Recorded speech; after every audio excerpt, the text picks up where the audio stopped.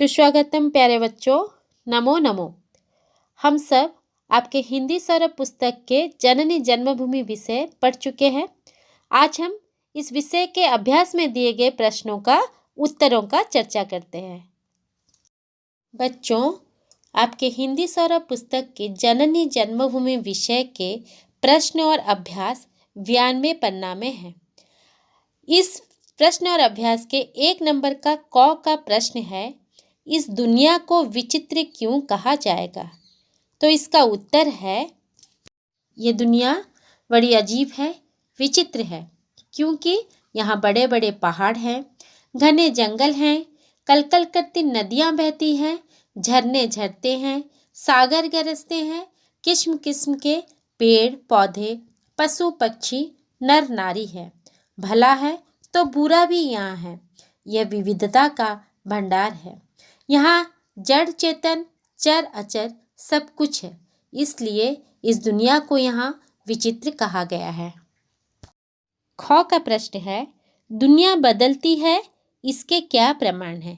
इसका उत्तर है, संसार हर पल बदलता रहता है। ऋतु यहाँ बदलती है, मौसम कभी सुहावना होता है तो कभी डरावना, जानलेवा गर्मी तो कभी कड़ाके की सर्दी यहाँ रहती है। जहाँ हरी भरी फसल नाचती है वहाँ अकाल भी पड़ता है।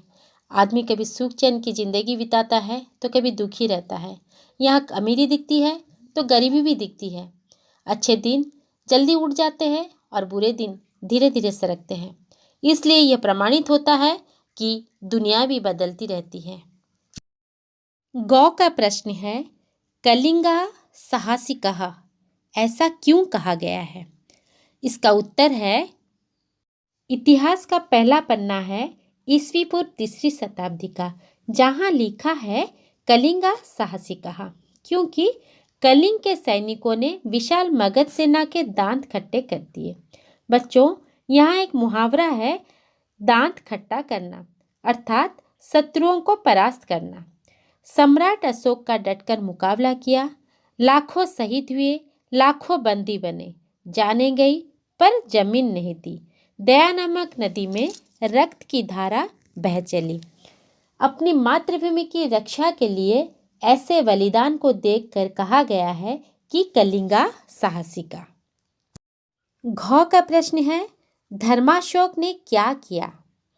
इसका उत्तर है, प्रचंड क्रूरता के अधिकारी अशोक चंडाशोक थे। चंडाशोक के बाद वो धर्माशोक बन गए।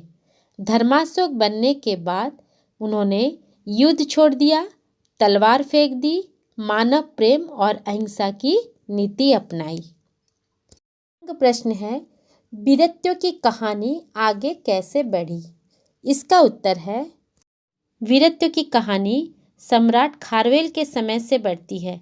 सम्राट खारवेल मगध पर आक्रमण कर देते हैं और उसे पराजित करके कलिंग जीन को वापस ले आते हैं।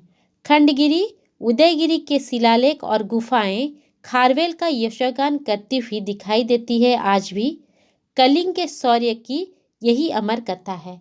इसी तरह वीरत्व की कहानी आगे बढ़ी। चौ का प्रश्न है, धौली के शिलालेख में क्या लिखा है? इसका उत्तर है, धौली में अवस्थित शिलालेख सम्राट अशोक के द्वारा निर्मित किया गया है, जिसमें कलिंग युद्ध के समय नरसंहार कर अशोक कैसे चंडाशोक बन गए थे और हृदय परिवर्तन कर उस शिलालेख में कैसे युद्ध त्याग कर अहिंसा की नीति अपनाने का कथा वर्णन किया गया है। 6 का प्रश्न है, उत्कल का क्या अर्थ है? इसका उत्तर है, उत्कल का अर्थ है उत्कृष्ट कलाओं का देश, उत्कल। भव्य और विशाल स्थापत्य, अनेक छोटे बड़े मंदिर यहाँ देखने को मिलते हैं। भंगिमाओं से मुक्त करने वाली हजारों नारी मूर्तियाँ, सूती और पाट के वस्त्र, सोने चांदी के गहने, कांसे पीतल के बर्तन, सिंह की कलाकृतियाँ आदि देखने को मिलते हैं। यह देश अनेक कला से भरपूर रहने के कारण इस उत्कल प्रदेश को उत्कृष्ट कलाओं का देश कहा गया है। तो फिर बच्चों, अगले कालांश में हम और बाकी रह गए कुछ प्रश्न के उत्तरों को लेकर फिर मिलेंगे। तब तक के लिए स्वस्थ रहिए, सुरक्षित रहिए। नमो नमो।